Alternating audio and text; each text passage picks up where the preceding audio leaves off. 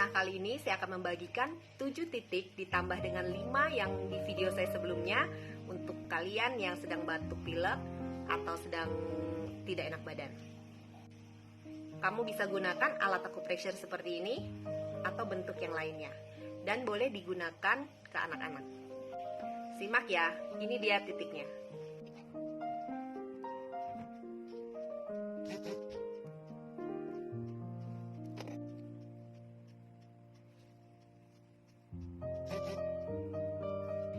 Dua titik lagi ada di bagian belakang tubuh.